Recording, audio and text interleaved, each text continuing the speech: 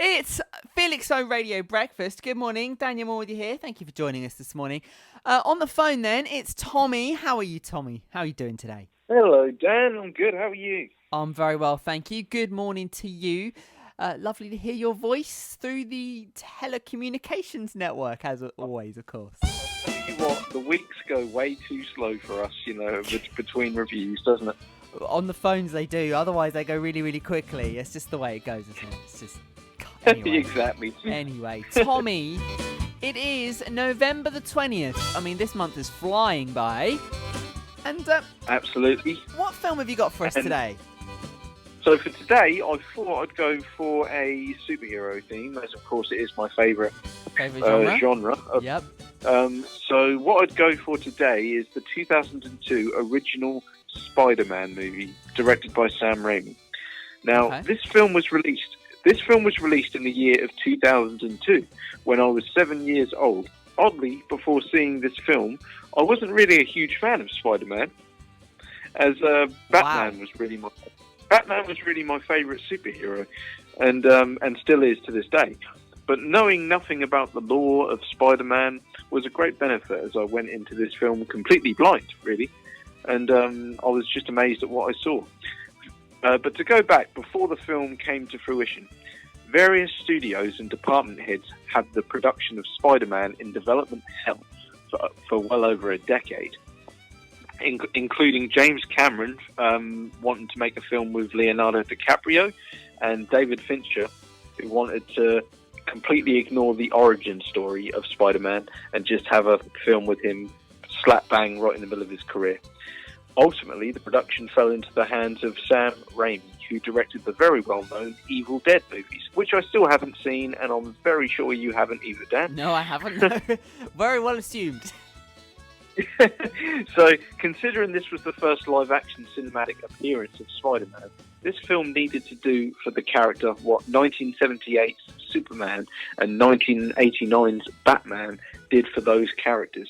Establish an origin story, but also tell a worthwhile story that would last for decades to come as a rewatchable film experience. Now, let's quickly go through the cast of characters in this. You've got Peter Parker / Spider-Man, portrayed by Tobey Maguire, who might not have been an obvious choice for the role, considering other well-known actors like Heath Ledger and Leonardo DiCaprio were considered by the studio. But Sam Raimi smartly chose to not go for the Hollywood attractive guy type who would look stupid in nerdy glasses, as he knew Spider-Man needed to appear as an average Joe, like all of us. Yeah. We're average, aren't we, Dan? Well, yeah, okay. Sure, why not? We're just average Joes. We're just, just ordinary folk. Just on the radio. Maguire. Sorry, exactly. and Maguire delivers the heroic performance well, I think.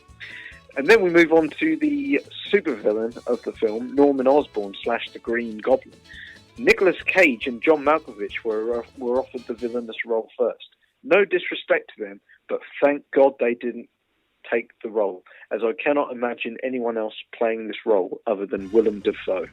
He just plays bad guys so well. He also voiced, just to attach it to the film that you have seen, he voiced Gil in Finding Nemo, the fish in the tank. He's got a really low voice, but yeah, he's an awesome actor. He just plays bad guys so well, and the schizo element to his character is very engaging, because he's a split personality. You see, he's got a nice side and then a really evil side.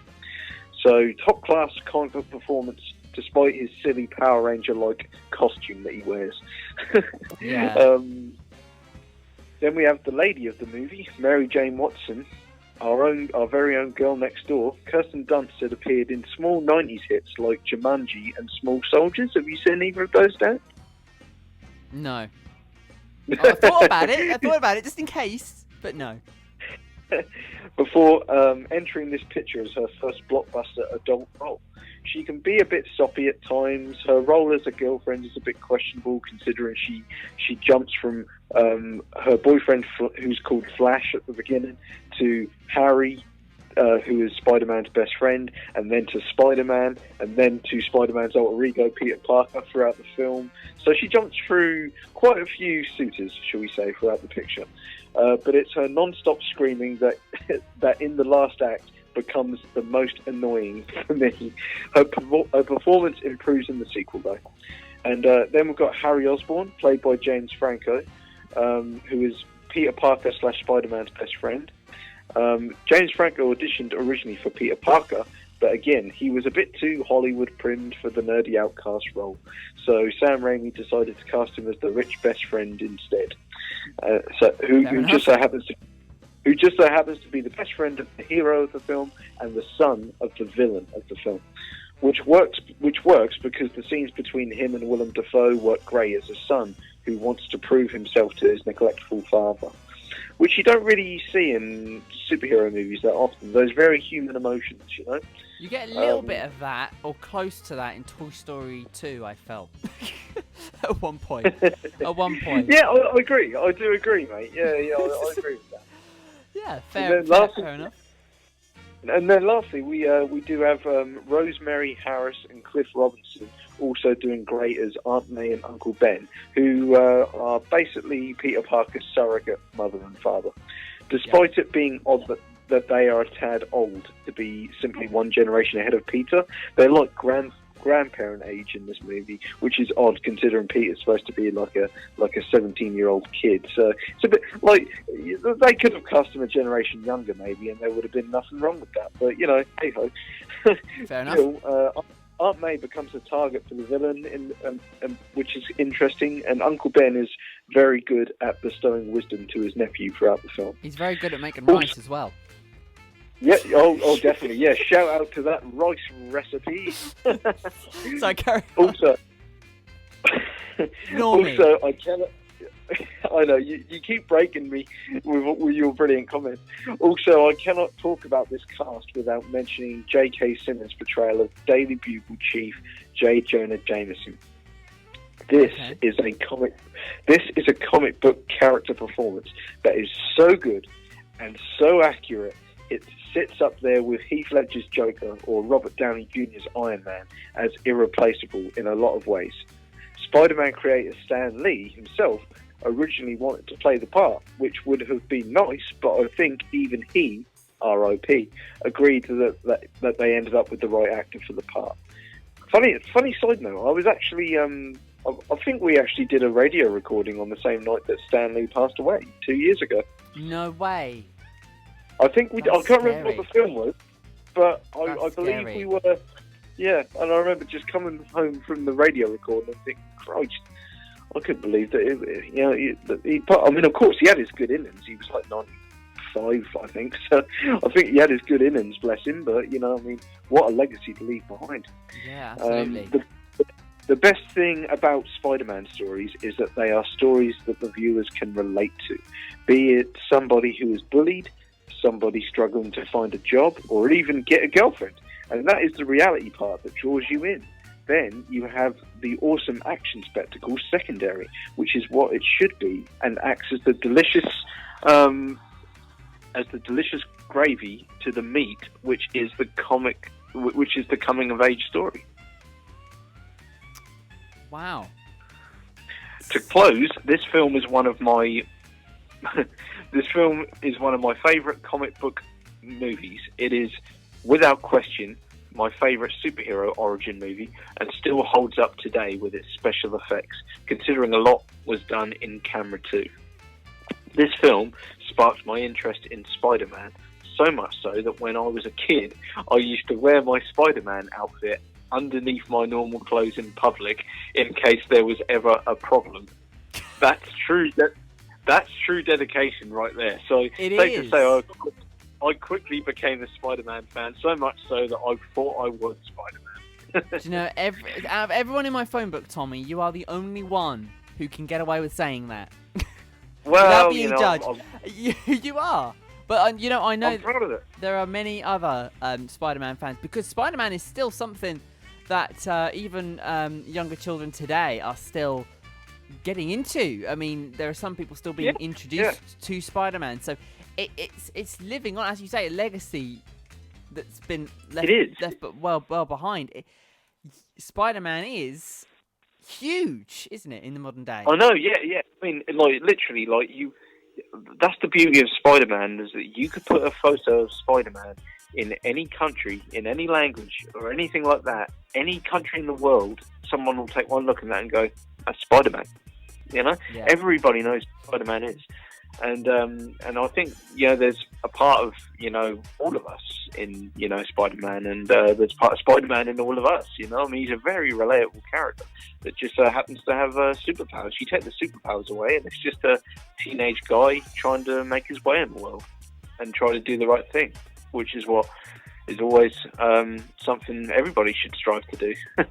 Absolutely. But little side note, Danny Elfman's musical score is fantastic, and Chad Kroeger / Josie Scott, their pop rock song that plays at the end of the movie called Hero. I knew this was coming. I knew this bit was coming. During the end credits is an absolute belter, and the first ever song that I liked. And I say that to the very end, Dan, because I know that you're just as much of a Nickelback fan as I. I am, and I love that track. I love that track. It's a good track. It was my first ever song that I liked, and I love that song so much, Maybe one day I should sit you through Spider-Man 1, just so we can get to the end credits, so you can hear that song. Well, we can hear it a lot sooner. It's coming up next. Yes. Coming up next. Obviously. Yep. I'm making this announcement right now, Dan. Yeah.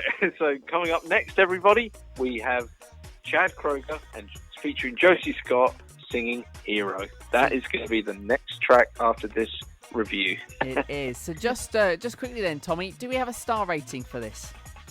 We do. I thought about it long and hard, considering it was one of my all-time favourite origin movies and origin superhero movies, but there is the odd corny element to it.